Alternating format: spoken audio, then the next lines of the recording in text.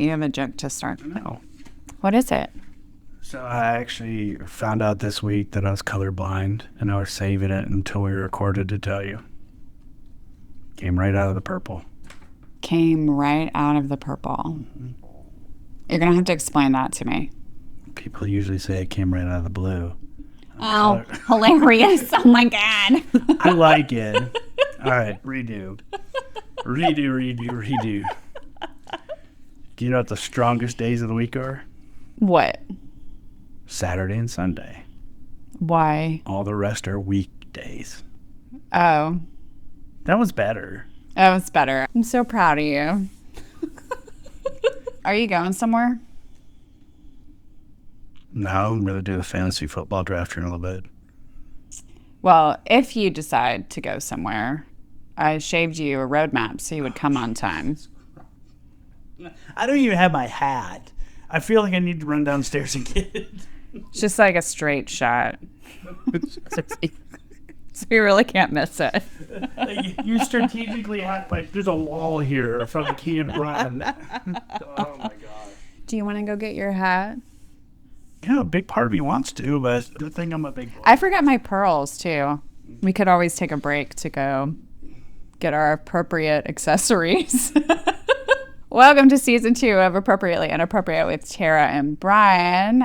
You may know us from social media. We're at Horrify Brian, my sweet, wholesome husband with dirty pickup lines. Here you get more of us, hilarious stories, listener questions, and anything y'all send to us. Make sure to DM us or comment what you like so we know what to give you more of, and follow us too at Terrible Brawl on Instagram or TikTok. Our full video episodes also appear on our YouTube channel. Last episode, we said we were talking about our trip to Ireland. Oh, yeah. Yeah. This will be fun. Do you want to start? Yeah, I was told I was going on a trip to Ireland. Yeah. Weren't you excited to hear that your wife scheduled this trip to Ireland that you would be going on her with no children? I had some safety concerns. What were your safety concerns? Well, it's like, we're going to Ireland. We don't know anybody. We're going to be in a foreign country. Which we've been to foreign countries before. Yeah. I think you were more worried about having to duct tape your back hole. Oh my god. And the worry because Brian has such a large fan base. I wasn't really worried about safety concerns. I think it's really fun. It's a 6-day trip. We're spending 2 days in Dublin. We're doing a Guinness tour, a walking tour around Dublin. Then we're doing some travel to Killarney. I'm going to say that wrong. Killarney and the Rock of Cashel and the Ring of Kerry. And we're having Irish whiskey tasting. Now, I don't drink. Are you going to drink? No.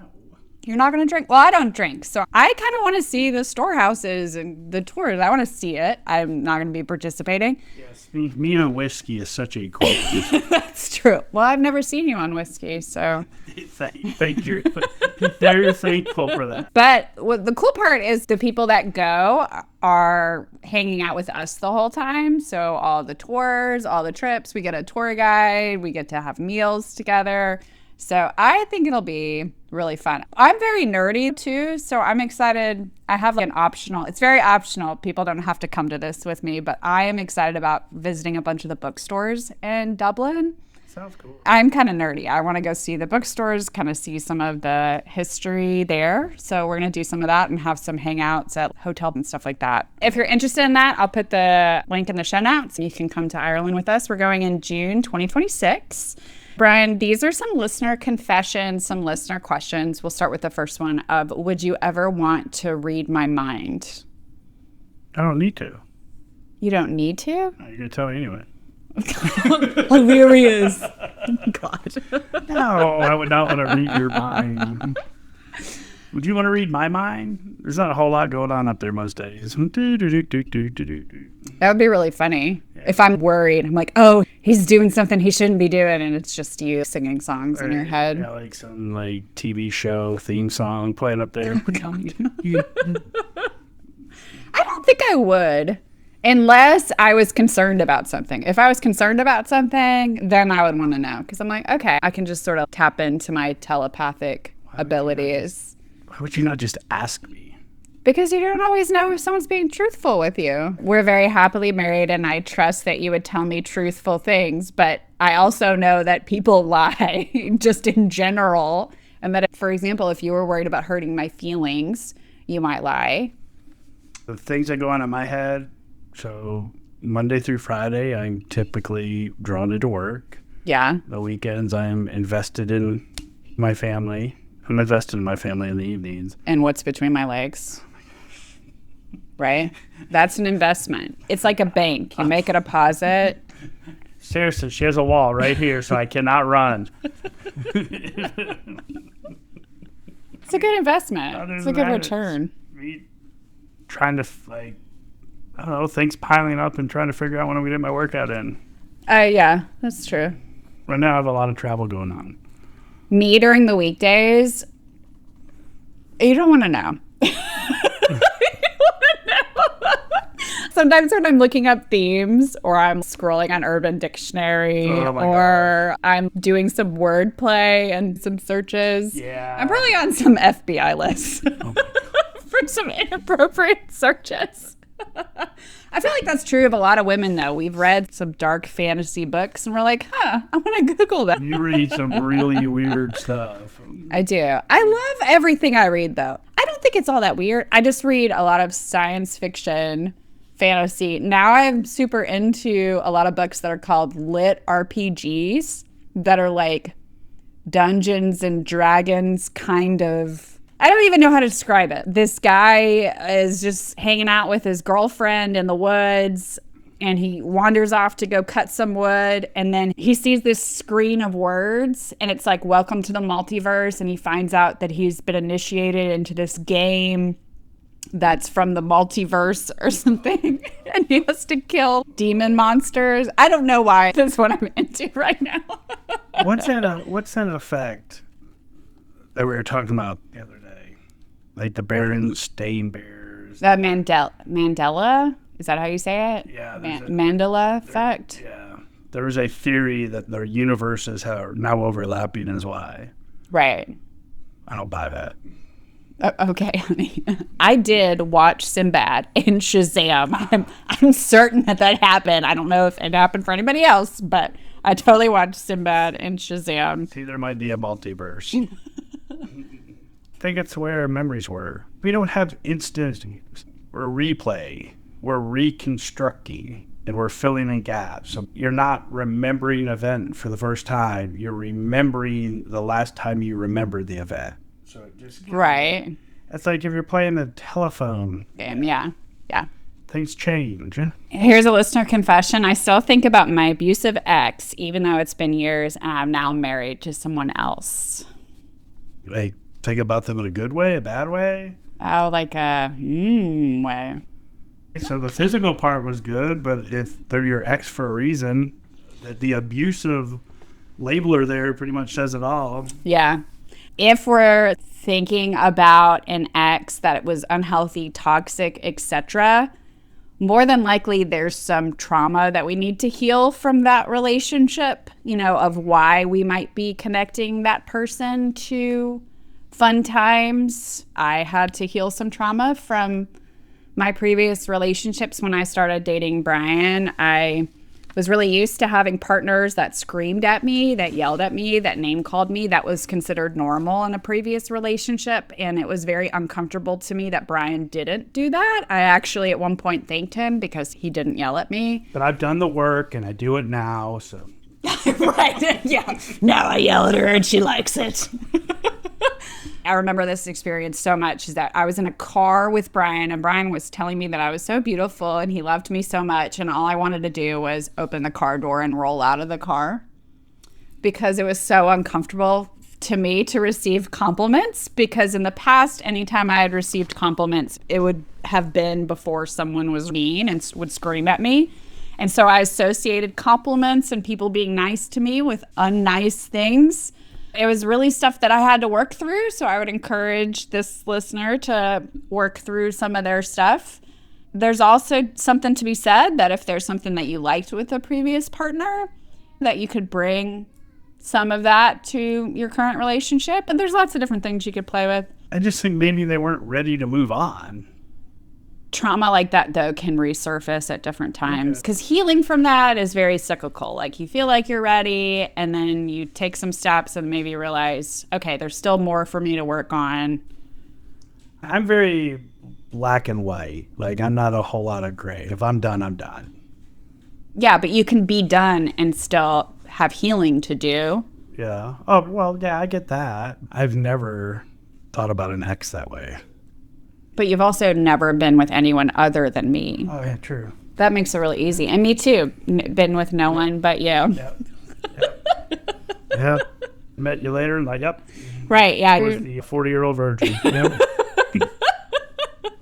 Here's another one that you were going to be so uncomfortable with, but it was a listener question. Are either of us not entirely straight? I got a crooked finger. I mean, the rest of them are pretty straight. Is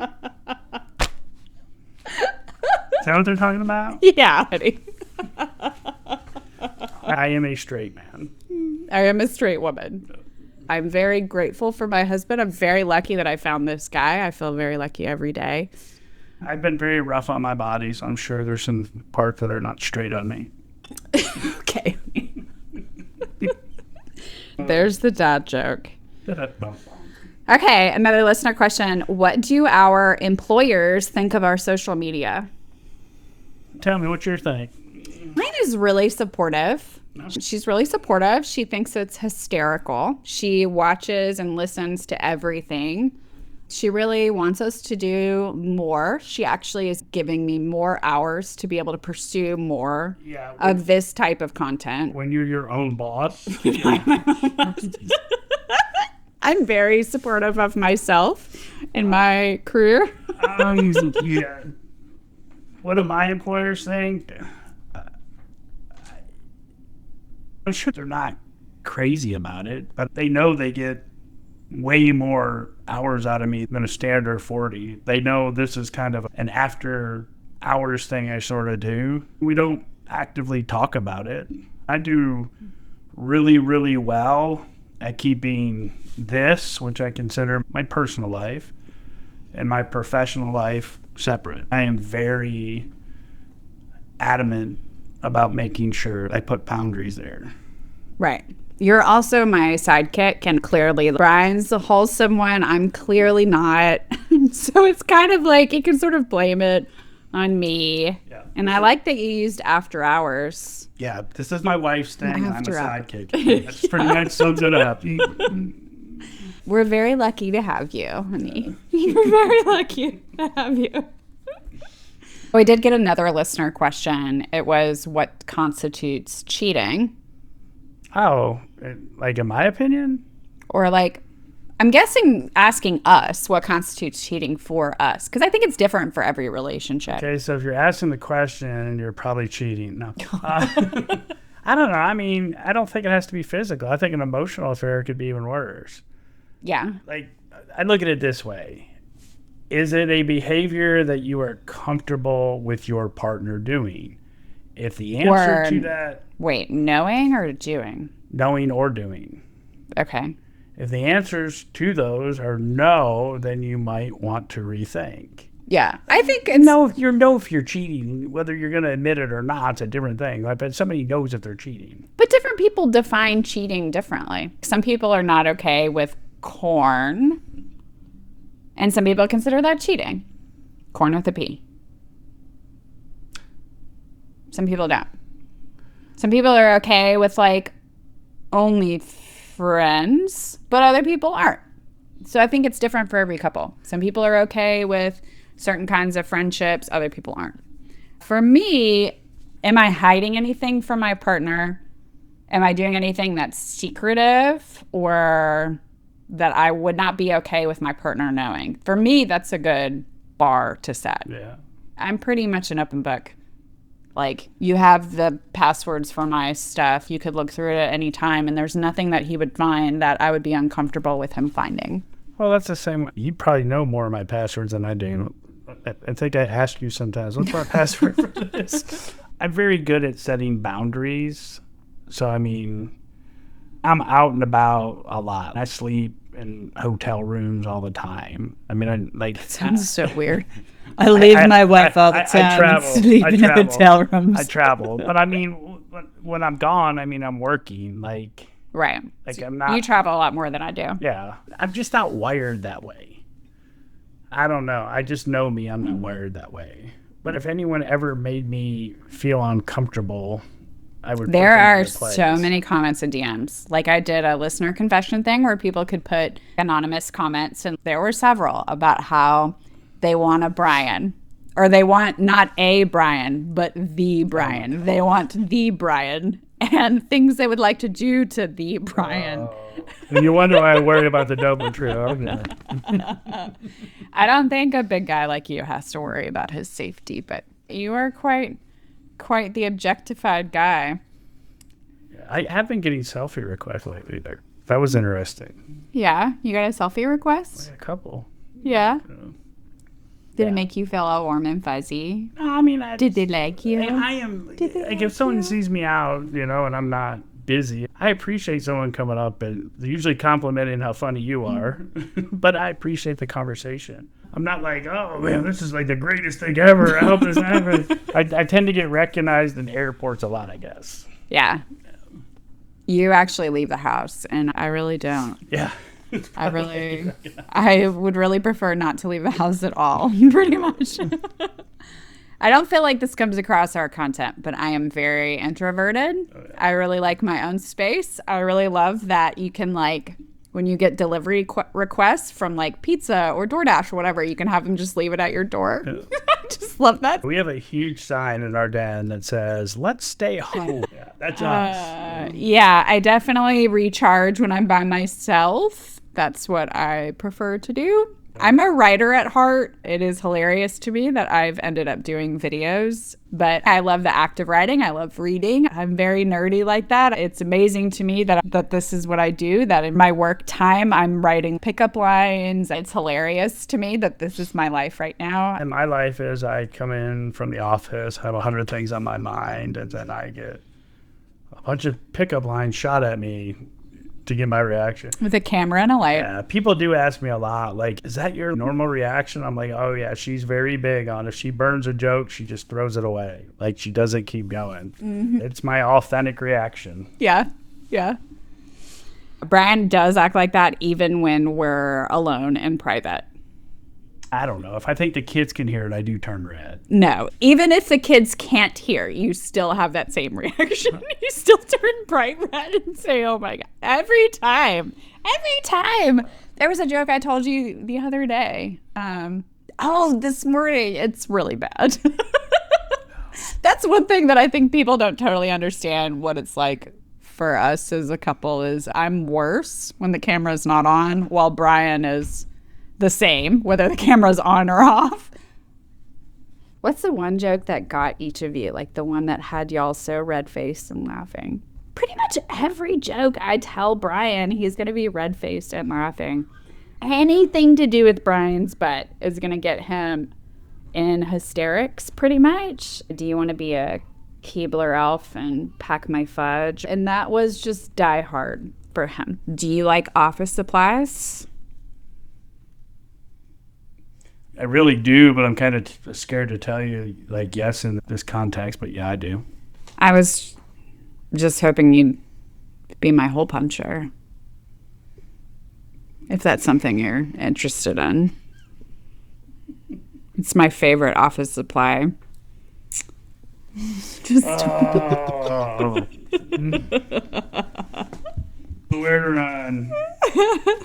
Do you know where pirates get their hooks? No. Secondhand stores. Oh, okay. I just feel like I always need to pet you after your jokes because they're so precious. No, it's not a pat. It's a pet. It's like, oh, precious. Do you know who the greenest presidents in U.S. history were? Who? The Bushes. Oh. Brian. Those are so bad. I like them. I'm laughing on the inside. What? How does it count if you're laughing on the inside but not the outside? I don't know. There's a lot going on. Why do you think we have a good relationship? I always say you need love, trust, communication, mutual respect. Like, we have all those. We're best friends on top of that, so that's a bonus. We like spending time together. Yeah, I like spending time with you. I'd say the communication piece is probably the biggest part of it. If there's something bothering me, I'd come to you. Something's bothering you, you come to me. Love and trust are really the foundation, but then you have to have the mutual respect. If you don't have the mutual respect, then resentment sets in, and it will send a relationship into a nosedive. Then you just can't pull up from. Things like division of labor is a big resentment for a lot of couples. Yeah, true. And it's been an issue for us at different times where we've had to talk about it and adjust. I know. I told you, I can't do everything, honey. You have to help. Yeah. Yeah. And what was the joke that you wanted to do yesterday where it's like I come home from the gym or something and you're like, oh, thank God you're here. I didn't know how to run the dishwasher. Or like, I've been standing here looking at the laundry for 3 hours wondering how to start. Thank God you're in the car. I almost forgot where the break was. I feel like friendship is definitely the foundation of a good relationship. And we didn't start out as friends. We met on Tinder. I swiped right on Brian because he had a terrible profile and I was going to help him fix it so he would have a better chance with the ladies. And somehow he like worked it out so I didn't friend zone him. Marriage, kids, years later, you know, it clearly worked out. What is the friend zone? What is the friend zone? Yeah. Where we would have just been friends and would not have dated. That's a thing? Shut up. I think what's helpful too is we're both comfortable having our own time apart and time together. Yeah. Especially because I'm introverted, I have to have time where I'm away from everyone, where I'm in a silent bubble where I can recharge. And I have had to have conversations with Brian in the past of like, please God, take these children. I need to have silence and someone not saying mommy for the 477th time at this moment. What's helpful for me is that I can bring that up to you and you listen and you make an effort to facilitate those things changing. And I hope that I do the same for you because I get it from you. I think that's the best part. If you have one person who's wanting to put in the work and improve a relationship and one person who just doesn't care, you're going to start to resent that. When I see him putting in the effort, I just get on my knees and show appreciation for him in that way. And that really helps the situation as well. Make sure to subscribe, download, like, and follow. If you liked this podcast, make sure to write a review. If you have a comment, story, or question, drop us a comment or DM. Follow us too at TaraBlurBall on Instagram and TikTok. Or Tara.Blurball on YouTube, and our full video episodes appear on our YouTube. Until next time, keep it inappropriate.